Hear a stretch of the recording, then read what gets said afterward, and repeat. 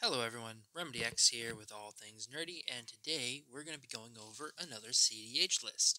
Today we're going to be talking about Zirda the Dawnwaker. He is a companion. We're not playing him as a companion though, we're playing him as our commander. He is hybrid red-white, and two hybrid red-white and a generic for a 3/3 legendary creature elemental fox. Has the companion clause. We're not worrying about that. Activated abilities that are not mana abilities cost 2 less to activate. This effect cannot reduce the mana of a cost less than 1. Pay 1, tap, target creature cannot block this turn. So, this goes infinite with things like Basalt Monolith. So, Basalt Monolith tap for 3, and then it has a 3 mana to untap effect. Now, it doesn't do anything to the tap effect that makes mana, because that is a mana ability, and there's no cost to it.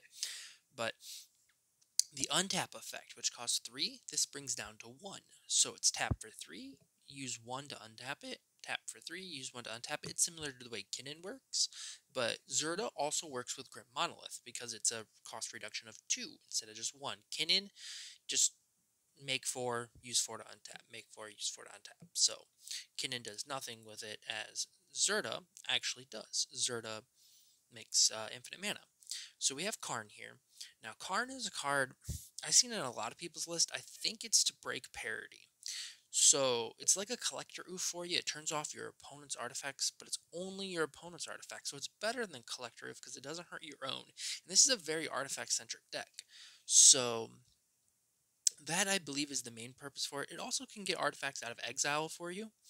And it can turn them into creatures if you need to, kind of thing, but that's not the relevant part, really. The relevant part is getting back your exiled artifacts that are important to you. So if they exile your Basalt Monolith, Karn can get it back, and breaking that mana parity by his passive. So we got a Crook Salvagers, which is a 4-mana 2/4 that says pay to return target artifact card with converted mana cost 1 or less from your graveyard to your hand.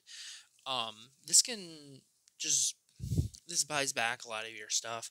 You're going to want to, like, pitch your Mox to bring Basalt Monolith from your graveyard with a Goblin Engineer and stuff like that, or Goblin Welder. So this just buys them back. So it's just a really solid effect. And then we got Cogwork Assembler. This is just, you get your infinite mana, so you win the game because it's pay 7, make a copy of this, except it has haste, and you exile it at the beginning of the end step. So you just make infinite 2/3s and swing them out at everyone and kill everyone. Dockside Extortionist, because why not? Dockside Extortionist is probably like one of the best red cards ever printed for CDH, if not the best. Underworld Breach is right there too, so you pick which one you think is better. Draneth Magistrate. This, after you stick a Zirda, or actually this doesn't even affect you, so your opponents can't cast spells from anywhere other than their hands. So this shuts off like your opponent's Underworld Breaches, them playing their commanders. This turns off anything that wants to come from exile, that kind of stuff. So it's really good. We are doing some dual caster mage combos in here. I'll explain it a little more when I get to one of the cards that works with it, but it's 3 mana for a 2/2. When it enters the battlefield, copy target instant or sorcery spell. You may choose new targets. So this can actually be a counter spell for you if someone goes to counter your Dockside Extortionist or something, and you copy their counter and counter their counter with it. This is also a combo piece, and you don't have to always have it. You don't always have to be casting it for it to work. So, Esper Sentinel, this is like probably one of the best white card draw effects printed. I was looking at Welcoming Vampire as well. I don't know if you guys know that one, but it's a 3 mana 2/3 flyer. The first time a creature with 2 power or less enters your battlefield each turn, you draw a card. Now, this deck doesn't actually play a lot of creatures, which is ultimately why I decided not to. Esper Sentinel is just going to be better, but I mean, Esper Sentinel is normally going to be better in 99% of decks, okay? But Esper Sentinel is just a really good card here. Whenever an opponent casts their first non-creature spell each turn, draw a card unless that player pays X, where X is Esper Sentinel's power. So if you can get Esper Sentinel higher in power, which I don't think we really have anything that does that in this deck, but if they don't pay 1 for each spell they cast, you draw for the first spell they cast each turn. you draw a card. So it's like Rhystic Study, but only for the first non-creature. So it's, yeah, but it's white, and it's a white version of Rhystic Study, so we'll take it. Aethersworn Canologist? I don't know. 2 mana for an artifact creature, human cleric, 2/2. Each player who casts non-artifact spells this turn cannot cast additional non-artifact spells. So this is a stack piece. We're going to be playing a lot more artifacts than most people. So when we cast this, we really slow down our opponents, and all we're doing is making it where we just deploy one non-artifact and then all our artifacts. And then when people eventually remove this, you just go do your combo, or you have artifact combo in here, so you can just combo with your artifact cards. So, and it makes it where people can't really get into counter wars with you. So if only one opponent has a counter spell and they go to counter your Goblin Engineer, which is going to grab you a Basalt Monolith, instead you play your Dualcaster Mage, which is your one non-artifact spell for this turn, and then you copy their counterspell to counter their counterspell. If they have like 4 more counterspells in their hand, it doesn't matter. They're not artifacts; they can't cast them. So, and then Goblin Engineer, this is really, really good. 2 mana, you search your library. When it enters the battlefield, you search your library for an artifact, put it into your graveyard, pay a red, tap it, sack an artifact, return an artifact with a converted mana cost 3 or less from your graveyard to the battlefield. So this, you want to go get Basalt Monolith or Grim Monolith. Normally, 90% of the time. Those are the 2 you're going to want to get, because with your commander, they're infinite mana, win the game with one of the mana sinks. There's also gets Staff of Domination, which is one of the mana sinks that you could get, and it also gets the Cogwork Assembler up here. So it also can, if you have your infinite mana set up, this will get you your infinite mana payoffs. So this is just a really good card. Goblin Welder is very similar.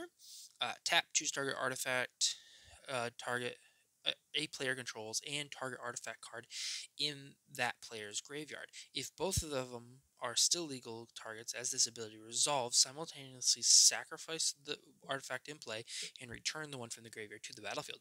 So this does the same thing as Goblin Engineer's second ability, where you swap the 2. So it's one from play to my graveyard, from my graveyard to my field. The only downside of this is it doesn't grab the one from your library first. So this doesn't put Basalt Monolith into your graveyard, but we do have some ways to mill ourselves in this deck, so it's quite likely that it gets in there. Grand Abolisher, this just says opponents can't cast spells or activate abilities of artifacts, creatures, or enchantments on your turn. So during your turn, people can't really interact with you, which is really good, because you don't have a lot of interaction. Imperial Recruiter enters the battlefield. It tutors for a creature with power 2 or less. Reveal it, put it into your hand. So this will go get you Walking Ballista. This will go get you your Stax pieces, your Esper Sentinel, your Dockside Extortionist, Drannith Magistrate, your Cogwork Assembler. Like, this will get you your Goblin Engineer, which gets you Basalt Monolith into play, and I feel like that's what you're going to do most of the time with it. You're going to want to grab Goblin Engineer, cast Goblin Engineer, put Basalt Monolith into the graveyard, and then do your shenanigans. So, there's a lot of really good targets for Imperial Recruiter in here, so, yeah. Magus of the Moon, non-basic lands are mountains. Now, we are playing a lot of non-basic lands in this deck, but we really want to stack our opponents down. And if we're stuck on just red, we'll make it work because we have artifacts. So, really, if you have like 2 white mana in this deck, you can do pretty much whatever you want. So if you have artifacts for that, the rest of your lands can be red. It doesn't matter. Metalworker, artifact creature, 1/2 for 3 mana. Tap, reveal any number of artifacts from your hand. Add 2 mana to your mana pool, colorless mana to your mana pool for each artifact revealed this way. So this can just dump a bunch of mana into the field. I've gotten this thing on like turn 2 because I had a Mox, and I had Boots, Lightning Greaves in play. So I think I like turn 1 land Soul Ring Lightning Greaves. And then turn 2 this, stick on Greaves, reveal like 3 cards from my hand, get 6 mana to slam just everything. So yeah, this is just a really, really good card. Oswald Fin Bender? Yeah, Findle Bender. 2 mana for 2/2, legendary creature, Gnome Artificer. It has magical tinkering, and it's basically Birthing Pod. So it's pay 1, tap it, sacrifice an artifact, search your library for an artifact with CMC 1 plus the sacrificed artifact's CMC. And you put it onto the battlefield, then shuffle. Activate this ability only at sorcery speed. So it's literally Birthing Pod for artifacts. It's a really, really good card. Because if you get rid of that Lightning Greaves that I talked about earlier, because say you don't have a good target for it, you get rid of that. You grab Basalt Monolith from your deck. You know, you get rid of that 1 mana artifact and grab your Grid Monolith. Now you combo off. Ragavan, Nimble Pilfer, 1 mana legendary creature Monkey Pirate for 2/1. When Ragavan, Nimble Pilfer deals combat damage to a player, create a treasure token and exile the top card of that player's library. Until the end of the turn, you may cast that card. Red and 1 to dash. So this card is so stinking good. It's crazy. If you can stick this turn 1, you get like 2 or 3 hits with this. Pretty much guaranteed. Because not a lot of creatures are going to see play the first couple turns. Well, as long as the game goes like 3 turns in, you're going to get 2 or 3 hits with this. So it's going to make you like 3 mana, 2 mana. We're going to say reliably 2 mana. How about that? And then you're also going to have a chance to cast your opponent's cards, which you do have to pay for still. And it's not mana of any color, but he makes treasure. So that treasure can be any color. Yeah. This card is just so good. Dash, I don't really worry about though. The dash on the card is like for like modern and stuff where you want to like get it in there really quick. Ranger Captain Eos, 3 mana for 2 white and 1. Human creature soldier. When he enters the battlefield, you may search your library for a creature card with converted mana cost 1 or less. Reveal it, put it into your hand, and then shuffle your library. Sacrifice Ranger Captain of Eos. Your opponents cannot cast non-creature spells this turn. So this is another card that just stops your opponent from interacting with you. It also tutors up things like your Walking Ballista to your hand. It can get Ragavan if you want to, but it's not needed. Walking Ballista is your best target. I'm going to look. Goblin Welder is actually a really good target for it. Esper Sentinel is really solid. I think that's really it. So those are really the ones you want. Most of the time, it's probably to get you Ballista because you have infinite mana. And if you're not getting Ballista, you probably want Goblin Welder. That way you can do your swaps. We do have Simian Spirit Guide, and if you don't know what this card is, you don't play older formats. 3 mana for 2/2, but you can exile Simian Spirit Guide from your hand to add a red mana to your mana pool. So this just ramps you 1 for 1 turn. This is just like a Gilded Lotus. Or not Gilded Lotus, sorry, Lotus Petal. This is, this is a mono red Lotus Petal, I guess. Alright, let's go down to the sorceries. Gamble, search your library for a card, put it into your hand, and then discard a card at random and shuffle your library. So, you could discard what you tutor for, which is why this card's supposed to be like not so good, but honestly, we don't care. Because if we discard our key pieces, we have recursive elements here. As you've seen, we already have Goblin Welder and Goblin Engineer, so, you know, we have things. There's Underworld Breach in this deck, so you can really get things back. There's Simian's Reclamation. So we'll go on to the next card. Fervent Mastery, 5 mana. You can cheat its cost by only paying 4, and if you do 4, target opponent discards any number of cards and then draws that many cards. So, yeah, that's a bad effect. You really allow your opponent to fix their hand if they need. But for 5 mana, you get to search your library for 3 cards, put them into your hand, then shuffle. Discard 3 cards at random. So this is another gamble effect, but it does 3 cards at once, which is super good because you can go grab like LED, Savine's Reclamation, and Underworld Breach, and then you discard 3 cards at random. Now, I recommend you pretty much never do this for the 4. Unless there's an opponent which has like 1 card in hand or 2 cards in hand, because the game's really like getting down to the wire, then you can do it for 4, because you get to pick that opponent, right? And opponent discards. It doesn't say, so I'm assuming you get to pick. So you get to pick that opponent, and then they discard their 2 cards in hand and draw 2. That's okay, but you really don't want to push it with that effect. Most of the time, you're going to want to do this for the 5. Alright, Jessica's Will. 3 mana, choose 1. If you control your commander, you get to do both. Add red to your mana pool for equal to the number of cards in target opponent's hand, or exile the top 3 cards of your library. You may play them this turn. So it's card advantage, and it's produces red mana, a ritual effect. Now, I guess here's a point that I should talk about. This deck is a little more stacks-oriented. If you wanted to really speed up this deck and you find that you have to be faster, you can put more ritual effects in this deck. I'm not running many at all. I'm running a lot of artifact-based stuff, not really rituals, but you definitely could. This deck could definitely be rituals.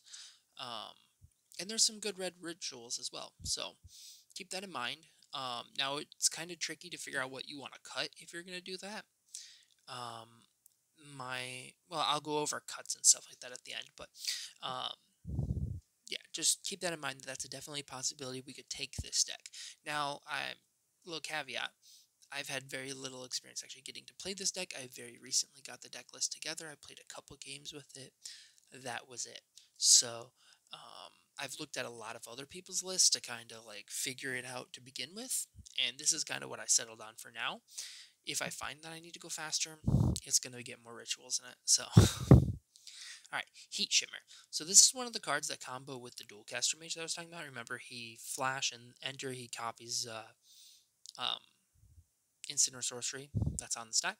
So create a token that is a copy of target creature, except it has haste. At the beginning of the end step, exile this permanent. So what happens is, you flash in Dualcaster Mage, or no, you cast Heat Shimmer, you flash in your Dualcaster Mage on top of it, and then he makes a copy of Heat Shimmer, which copies him, and then it goes infinite, because you still have 1 Heat Shimmer on the stack, right? Because that's the first one.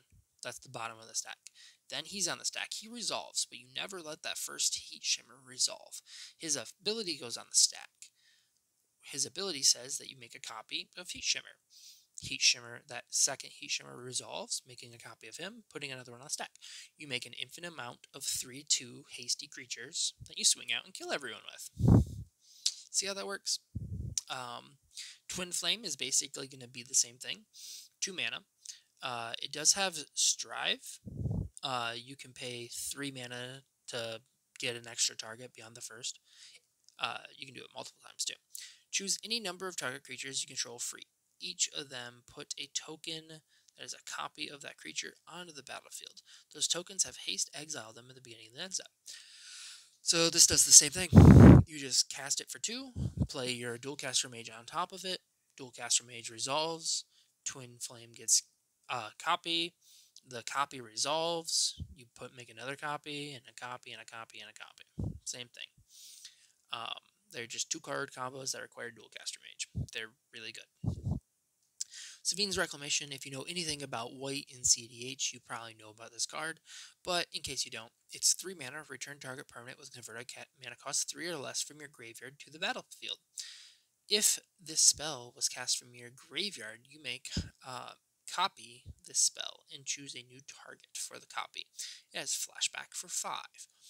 So Savine's Reclamation gets you all kinds of things back from your graveyard. Now you want permanents, so it's going to be your artifacts, it's going to be your Underworld Breaches, it's going to be your LEDs, you know, that kind of stuff.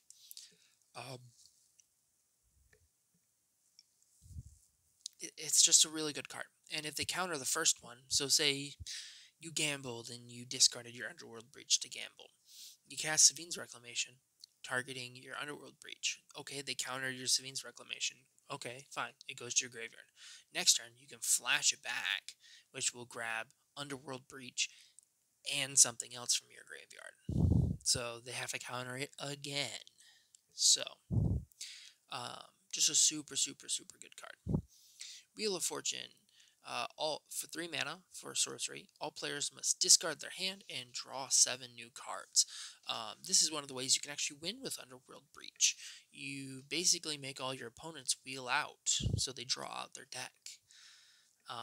Because you're red-white, they're going to be drawing more than you, most likely at least. So if their deck is 80 cards and you're at 90 cards, and you create a loop with Wheel of Fortune, Lion's Eye Diamond, and Underworld Breach, you just draw everyone out. As long as you have 7 more cards than the next highest person, you win the game. They deck out. Wheel of Misfortune, this is basic. This serves the same purpose, right? It is not even close to the same card. 3 mana. Each player chooses a number from 0 to however much they want. Players then, at the same time, reveal those numbers. The player who has the lowest number does nothing. The player with the highest number takes damage equal to the number that they said. Every player, except for the person that picked the lowest number, will discard their hand and draw that many cards. Or draw 7 cards. 7 fresh cards. So it's a full 7. So if you really want to discard your hand and draw a new one, which is quite good in CEDH, you want to pick a decent number. I've seen people pick like 20 for this. They just half their health because they need to wheel. I'm not saying that is correct, but you could easily pay like 7 or 8 for this and have no problem. So, alright, now we're down to instance. Angel's Grace. You cannot lose the game this turn, and your opponents cannot win the game this turn until the end of the turn. Damage that would reduce your life total to less than what reduces it. Reduces it to 1 instead. So this is a hey, no, don't win right here button kind of card. Don't win right now. It's really good.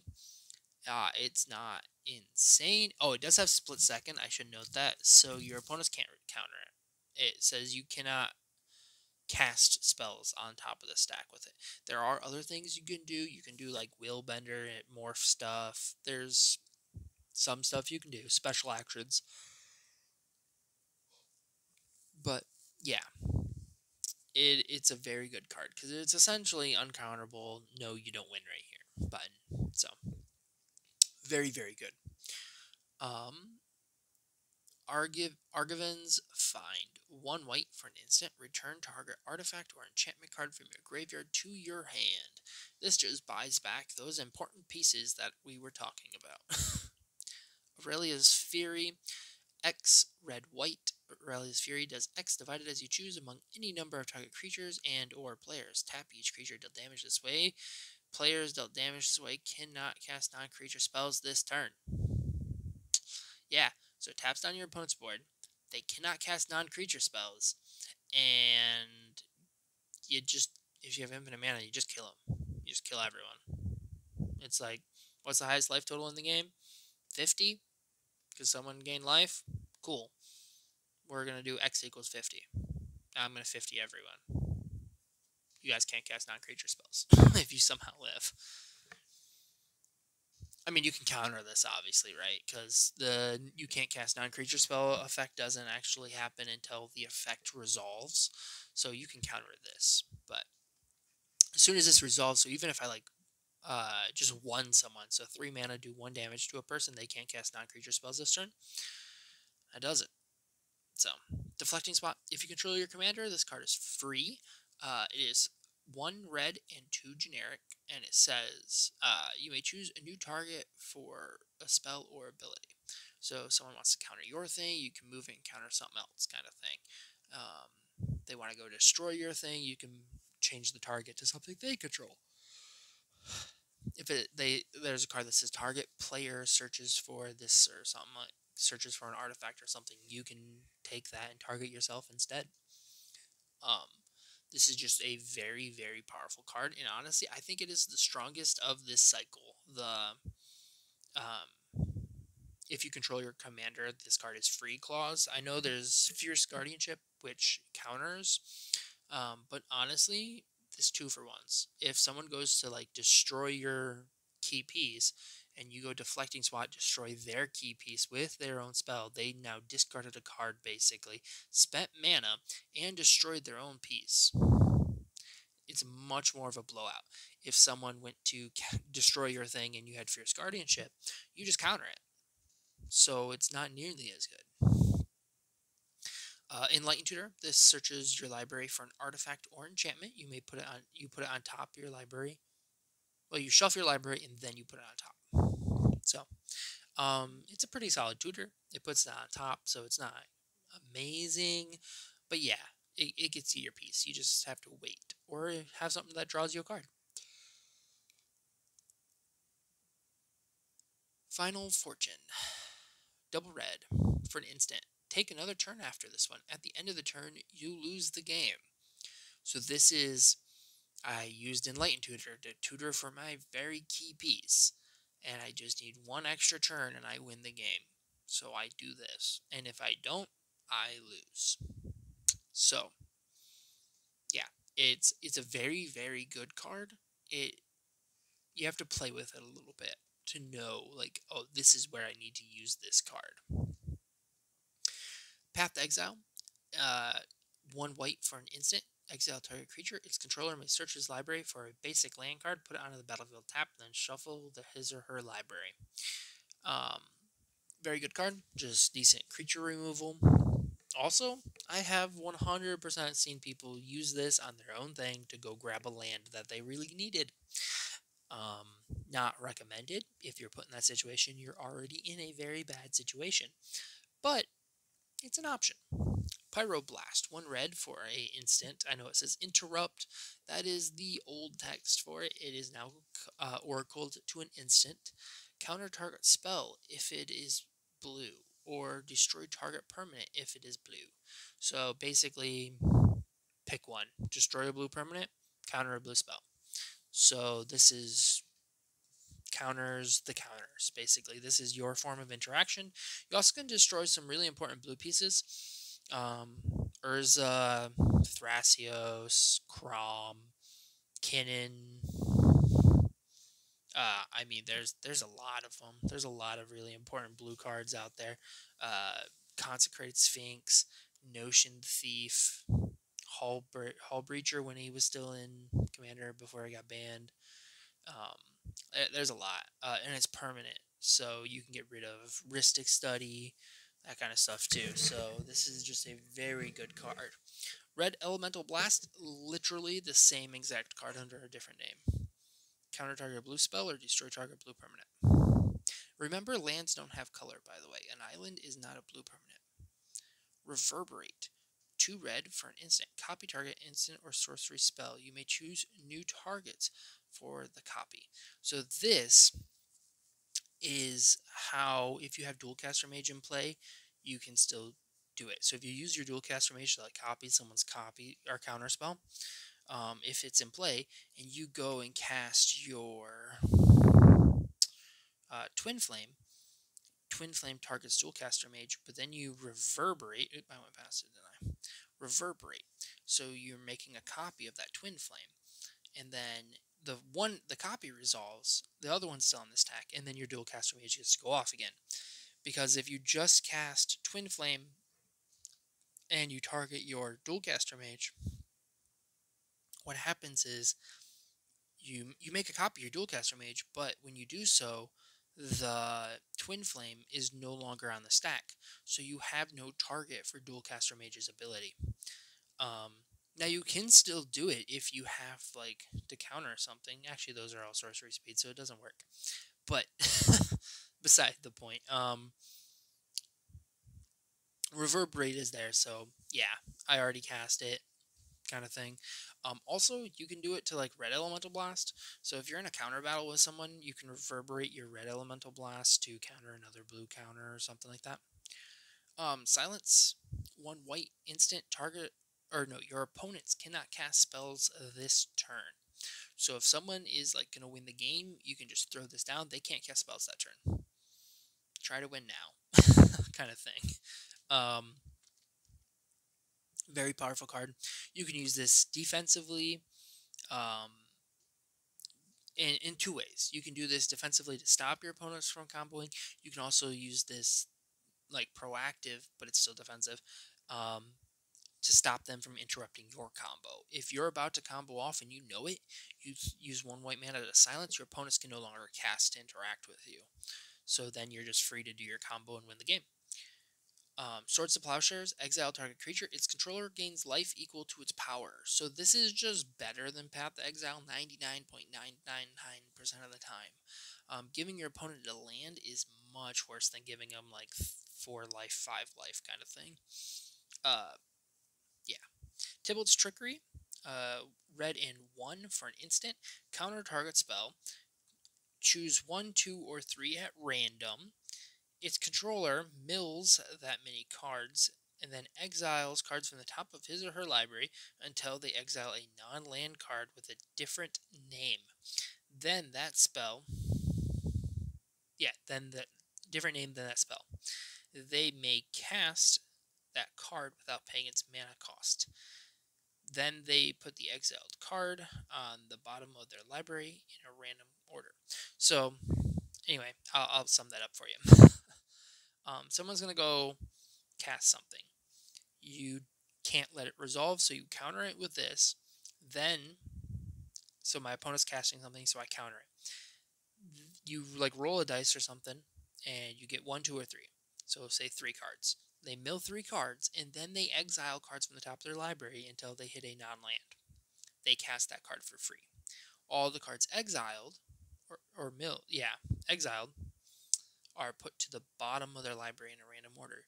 Not the 3 you mill. The 3 you mill go to the graveyard. They do not go to exile. The card you counter does not go to the bottom. It is countered. It goes to the graveyard.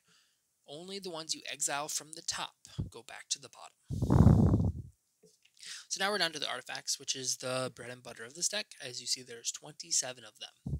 So Arcane Signet, it makes any color mana that your commander has. Basalt Monolith, I've talked about extensively already. It's your infinite mana loop.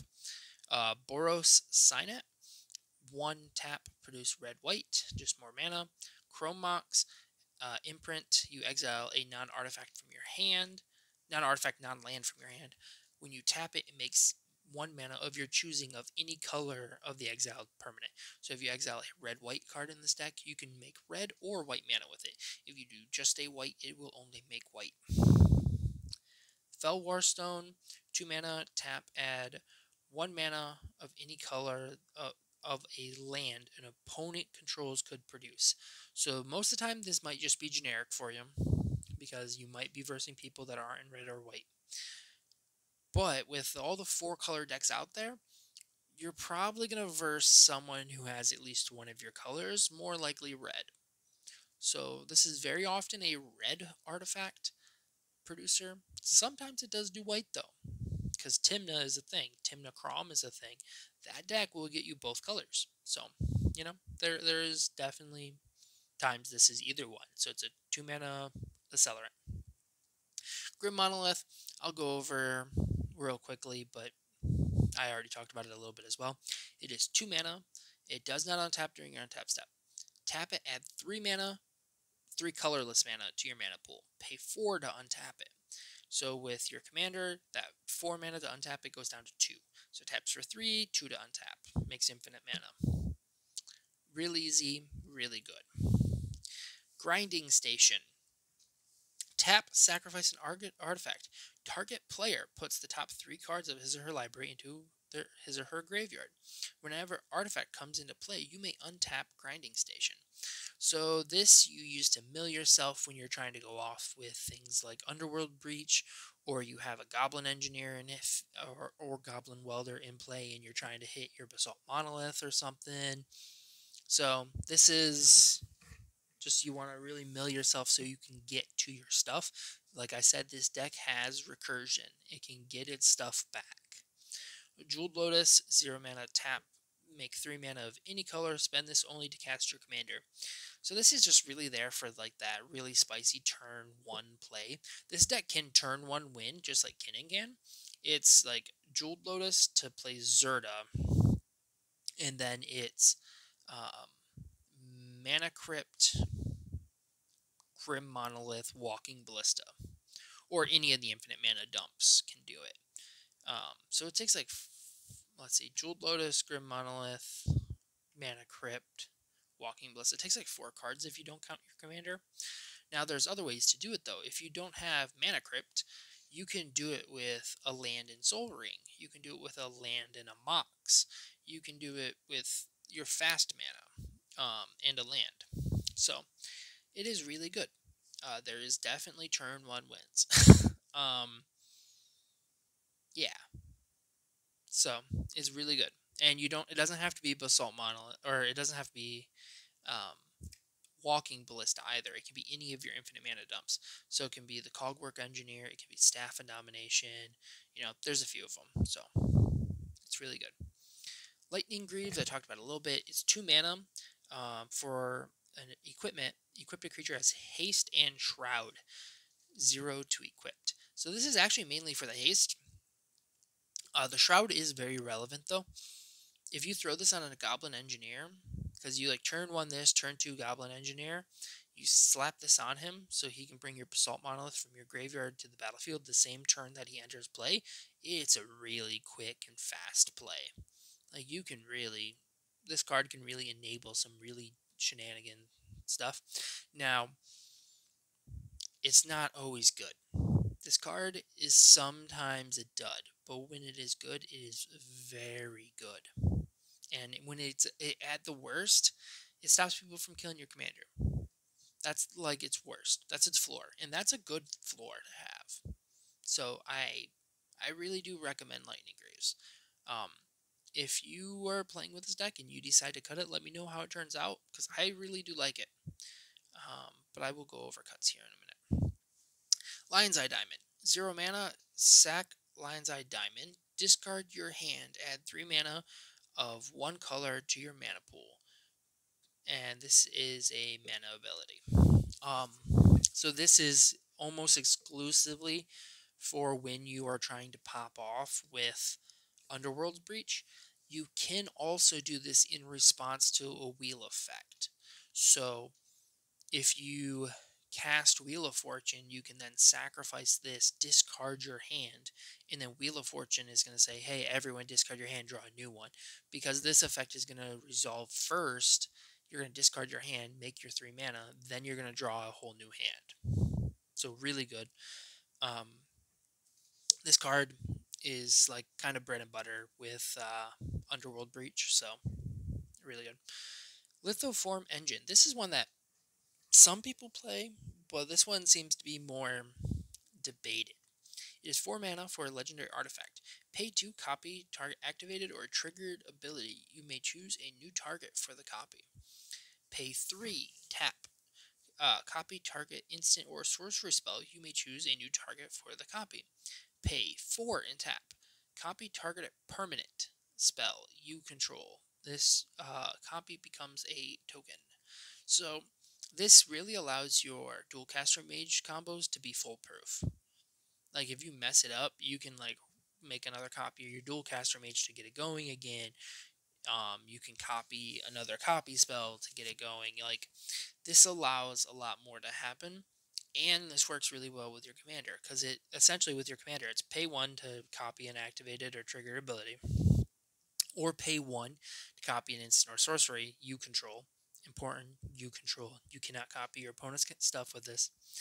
Or pay 2 to copy a creature.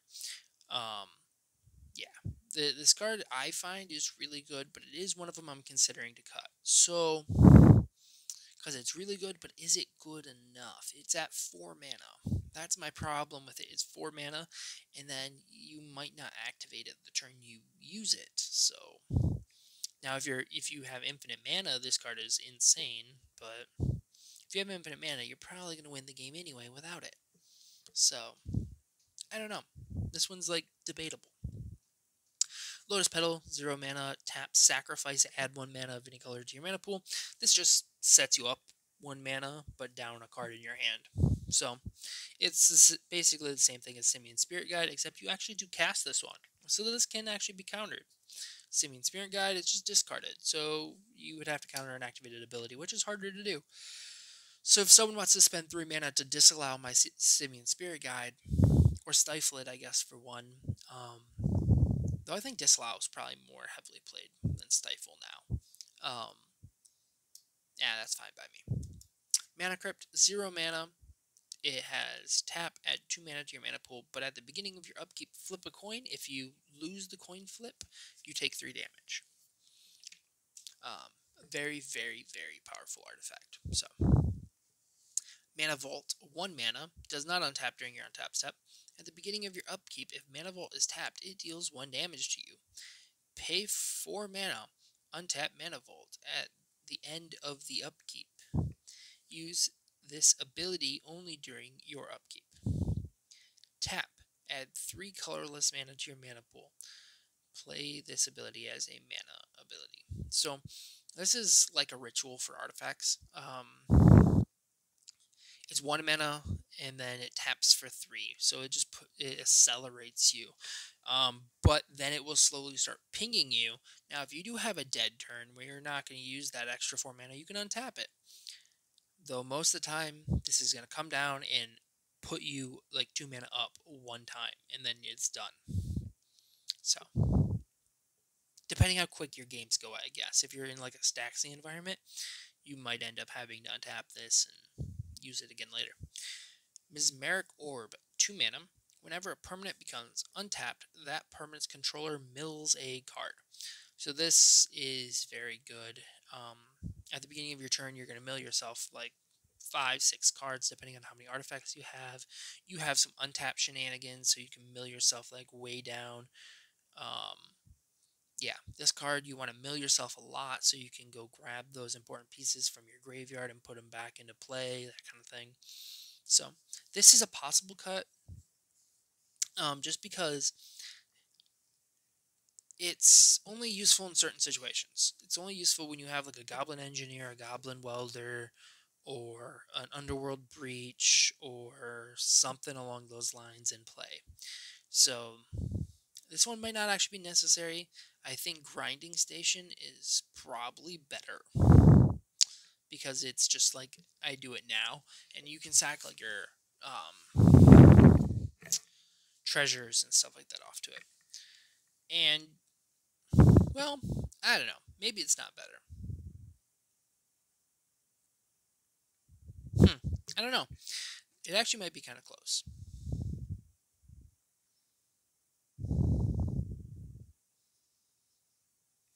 Because there's not a lot of treasure makers. It's like Dockside Extortionist. You have a good chunk of artifacts, and like a Crook Salvagers can buy them back. You could sack Cogwork Assembler tokens.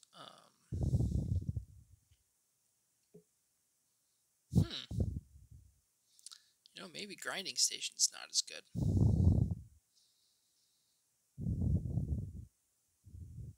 That's something I'll have to playtest. That's interesting, actually. Maybe Mesmeric Orb is better.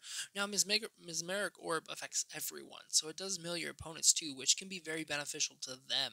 Grinding Station is target player mills, so hard. Very hard to say. Mindstone, 2 mana, tap, add 1 colorless to your mana pool. Pay 1, tap it, sack Mindstone, draw a card. So this is just going to be acceleration most of the time. You can crack it to draw a card if you get into a state where you're like top decking, or you just don't have enough action to do anything. So it's just a versatile card that you can actually recur as well. You can get it back a few times and like get some extra value out of it. Not the ideal thing to get back, but it helps. So we're going to go down here to Moonsilver Key, this really black looking one. It's 2 mana for an artifact that has pay 1, tap, sack Moonsilver Key, search your library for an artifact card with a mana ability or a basic land card. Put it into your hand, then shuffle. So this is going to get you Basalt Monolith, Grim Monolith. Almost exclusively Basalt Monolith, Grim Monolith. You can get things like Mana Crypt, Soul Ring, your Mox, stuff like that. You can get a land, but don't get a land. Urza's Saga is really good, but that's like, So yeah, this is going to get you your artifacts with mana abilities. Now, it does not count activated abilities. It only counts abilities that tap and add mana to your mana pool. Or not necessarily tap, but they have to add mana to your mana pool. So, this is a really good one to recur, by the way, because you can go grab like your Basalt Monolith, and then you can grab your Mana Crypt, which allows you to get out, or whatever, or Grim Monolith. So, yeah. This one's really good. If you can actually recur it, you can go 2-drop a couple things, and it's really good. So Mirage Mirror, 3 mana artifact. It has pay 2. It becomes a copy of target artifact, creature, enchantment, or land until the end of the turn. So this is the same thing you want to do in Kinnan. When you make your infinite mana, you can put infinite copies of its ability on the stack, and you can target your land, target Basalt Monolith, and then you can untap. You can tap it for mana, untap it with your infinite mana, yada yada. I explained this in the Kinnan video, the way it works. So, but basically, it'll with one dual land and Basalt Monolith and your commander, you'll have infinite mana of any color. So you can basically play everything. And if you can't win from there, then good luck. It can become other artifacts, and that's more relevant in this deck than some of them. It can become a Lithoform Engine, get you an extra activation. It can become Mana Vault, which is fine because while it won't untap, so say you don't have infinite mana. If you have it in play and you also have Mana Vault, you can pay 2 to have it become Mana Vault, tap it to make 3, so it nets you 1 mana, and then it goes back to being itself at the end of the turn, so it'll untap on your turn, which Mana Vault won't. So it does net positive mana with Mana Vault. It can become Lion's Eye Diamond, though it's not recommended. It can become Jeweled Lotus if you really got to get Zirda out. They've killed Zirda a bunch, and you got to pay like 7 or something for Zirda. Well, double Jeweled Lotus in a land. Yeah, there's some things it can become, but most of the time, it's getting you your infinite mana of any color. Mox Diamond, discard a land from your hand, tap, add mana of any color to your mana pool. When this card enters play, you discard a land from your hand, and it taps to add 1 of any. Mox Amber, 0, tap, add mana of any color among legendary permanents, or creatures or planeswalkers you control. So, if Zirda is in play, this is just a red-white for 0. Red or white for 0. There's not really a lot of legendaries in here, so most of the time it's going to be Zirda. But this is still really good. It still pushes you forward and accelerates you. So, Mox Opal, 0 mana, Metalcraft. So, tap, add 1 mana of any color to your mana pool. Activate this ability only if you control 3 or more artifacts. Not other artifacts, notably. So, you really only need 2 plus this. So, it's just 3 in total. So, not too hard to do in this deck, especially when we're playing 27 artifacts.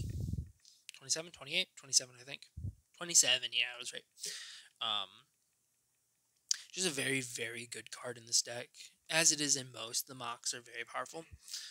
Paradise Mantle, 0 mana, equipment. Equipped creature has tap, add 1 mana of any color to your mana pool. Pay 1 mana to equipped. So this is like a little bit of acceleration. So if you get like a Dockside Extortionist in play, you can equip this on there, and then you start using him like a mana dork. Some people play like Pilla-Palla combos with this. It doesn't work as well as they think because Zirda does not reduce Pilla-Palla's mana cost. This can turn Ragavan into a mana dork after he can no longer hit successfully. Turns Imperial Recruiter in. Basically any of these creatures that you need into a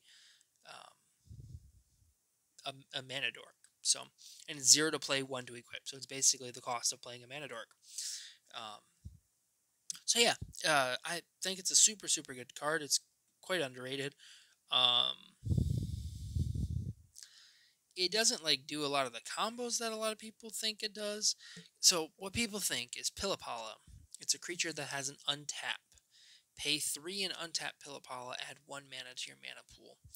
And then this has tap, add 1. So you tap it, add 1 to your mana pool, pay 3 to untap it, add 1 to your mana pool.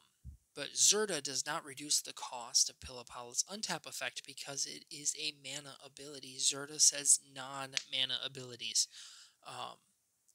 So you're going negative 1 mana every time. If Zirda did, however, say that it works on Pillipala, it would be 1 mana to untap it. So it's tap, add 1, pay that 1 to untap it to make 1 mana, so you get positive 1 mana every time.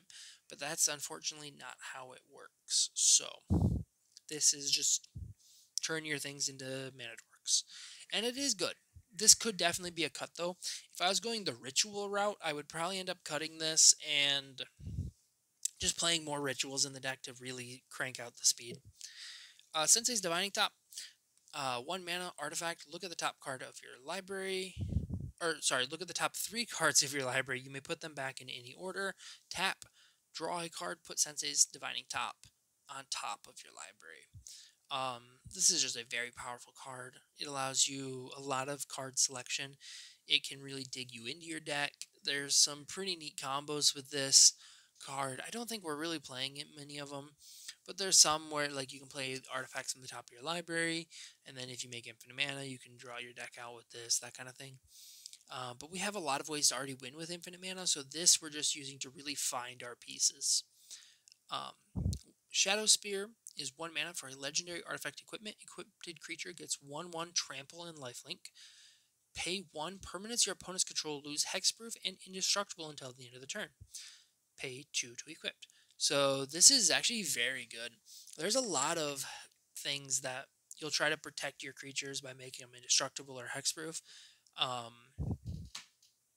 And this just gets around that. Not to mention, if you are swinging with Zirda, there's one that gives Zirda power in this deck. So you can really amp him up, and you can commander damage someone down. Well, this now makes it where you trample through, and you have lifelink. So it's a lot harder for people to retaliate into you. I know, commander damage kills in CEDH. Huh, who would have thought? But it is a possibility in this deck. So, okay. Don't knock it till you try it. Staff of Domination, 3 mana, artifact. Pay 1, untap Staff of Domination. Pay 2 and tap, you gain 1 life. Pay 3 and tap, untap target creature. Pay 4, tap, target, and you tap target creature. Pay 5, tap, draw a card. So with infinite mana, you gain infinite life, tap all your opponent's creatures down, untap all of your creatures, and draw your deck out. Infinite mana, you win the game. So, I don't know what else you want to say about this. It's just infinite mana, I win. Talisman of Conviction, it's just the Talisman cycle, so 2 mana, artifact, tap, add colorless to your mana pool, or tap, add red or white. If you do, you take 1 damage. Umbral Mantle, 3 mana, artifact equipment. Equipped creature has pay 3, untap this creature. It gets 2/2 and flying until the end of the turn. 0 to equipped. So I did not like this card at first glance, but it is 0 to equip, which made me a little better on it. But when you have infinite mana, if you have Zirda in play, you basically can use his ability to tap something can't block, and then you pay 3 to untap him, and you get him infinitely big, and then you smack someone with your commander and kill them, and nothing they have can block. So yeah, it's just like a 3-card combo to kill 1 person. That's what I don't like about it, is it kills 1 person. It doesn't kill everyone. Now with the final hour thing, you can kill 2 people with it, but you have to kill 1 person first. So if you kill that 1 person, and then if it does make it all the way back around to you, and you have final hour, you can kill the next person, final hour, kill the last person, and win. So we got Blood Moon here, 3 mana for an enchantment, non-basic lands or mountains. This is the same thing as Magus of the Moon, except it's an enchantment instead of a creature. Again, I just really want to stack my opponent's greedy mana bases. A lot of people are playing 4 or 5 color decks in CEDH, so this will really, really, really hurt them. So, Smothering Tithe. Every EDH player should probably know this card. 4 mana, enchantment. Whenever an opponent draws a card, they may pay 2. If that player does not, you create a treasure token that has tap, sack, add 1 mana of any color to your mana pool. So it just says, as you guys are drawing cards, if you're not paying my tax, I'm getting more and more mana.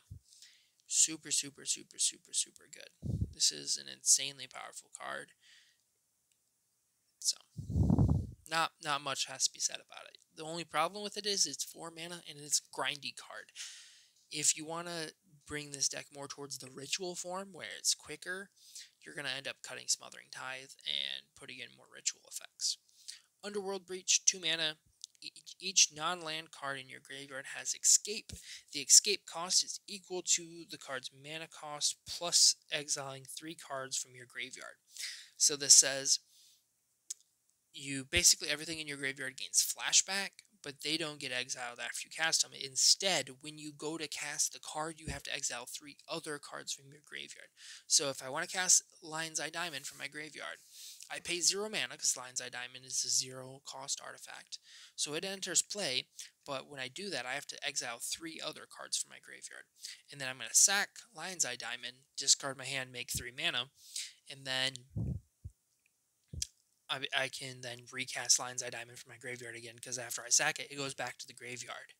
So this is just a very, very good combo piece. It basically wins the game with Wheel of Fortune, Lion's Eye Diamond, and Underworld Breach. Not 100% win the game, but it's pretty close. So, and you really should be winning the game if you get the 3 of them. If you didn't, you probably fucked something up, or your opponents played it very, very well. Ancient Tomb. I'm not going to go too big into the lands here. I'm just going to talk about some of the more important ones. If you want to take time to look at it, I will put the link of this deck list in the video. So, Ancient Tomb, tap, add 2, colorless, then it does 2 damage to you each time you use it. Arid Mace is your fetch. Just a couple fetches here. Bloodstained Mire. Buried Ruin has tap, sacrifice Buried Ruin, return target artifact from your graveyard to your hand. So this is another way to recur those important artifacts. City of Brass is just any color. Clifftop Retreat Command Tower. Gaia Reach Sanitarium. This is pay to tap it. Each player draws a card, then discards a card. So this is like card selection, but everybody gets it. So you really want to make sure you're using this to put like those important things into your graveyard so you can cheat them into play and stuff like that. Gemstone Cavern. Homeward Path is one not a lot of people are playing. This is basically, the deck has a hard time functioning without the commander, because you can't make your infinite mana. So from there, the only way you win is dual caster mage plus your copy spells.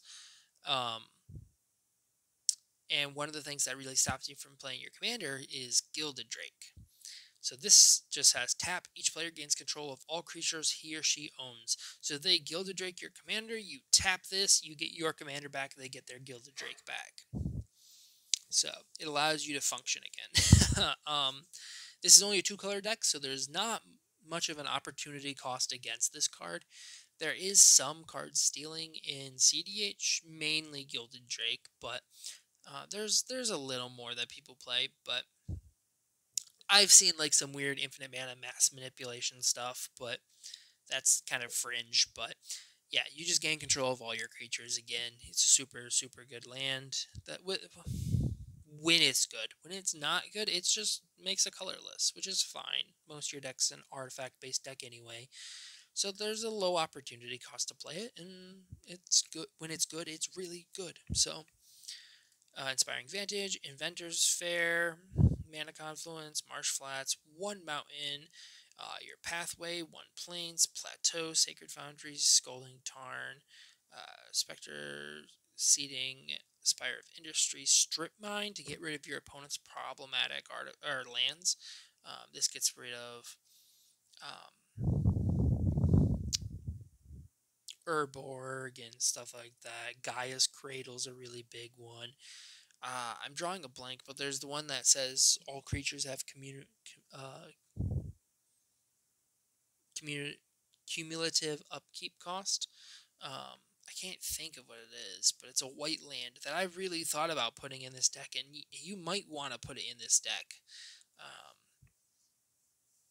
I just found I didn't want to destroy all my creatures, and I really want to be the comboing deck. So, Sunbait Canyon, Windswept Heath, and Urza Saga. Urza Saga is very good. At first stage, it has tap, add a colorless.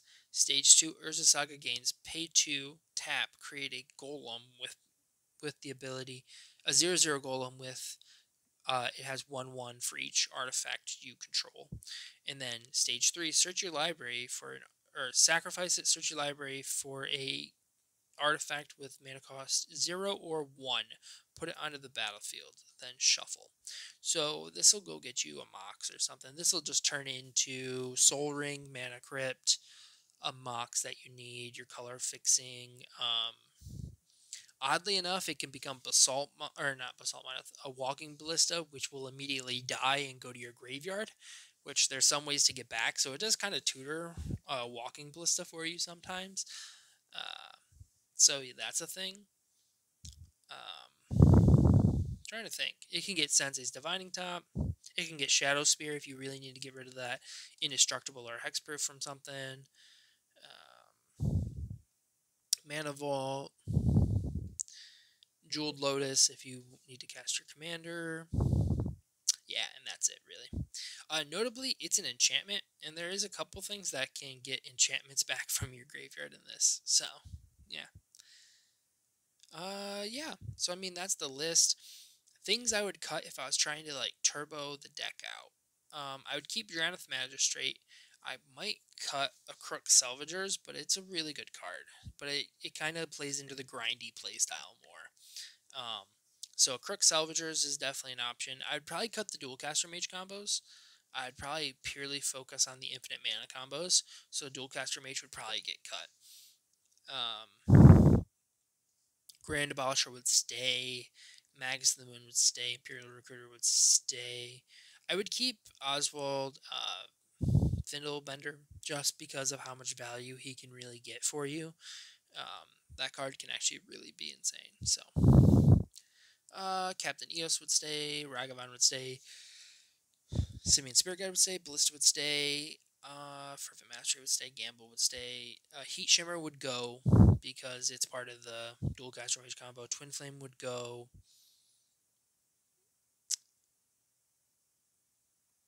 Angel's Grace is like an option, but you don't have to. That one could stay as well.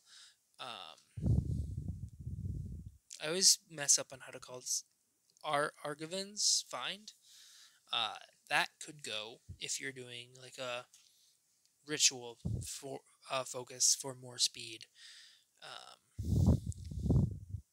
Reverberate would go because that's part of the Dualcaster Mage combos.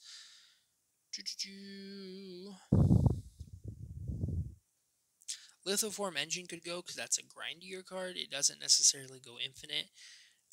One of the cards I'm considering instead of it even in this version is Midnight Clock. Because you can like tap your Lion's Eye Diamond and Lightning Greaves to untap your Mana Crypt or something. I'd cut the Paradise Mantle. Paradise Mantle might even be cuttable in the current build.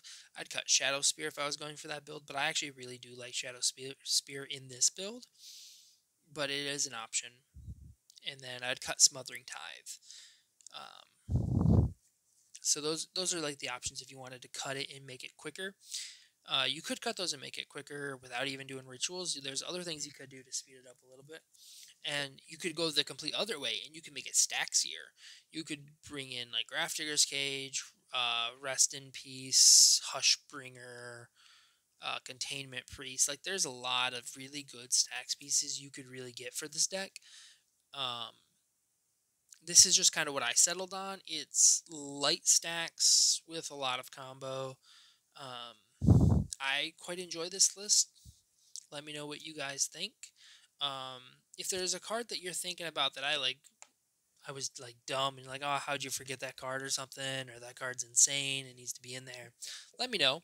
I'm not perfect. I spent a good chunk of time making this deck list. I searched many other deck lists on Moxfeild, and this is what I came up with thinking this is probably the best list.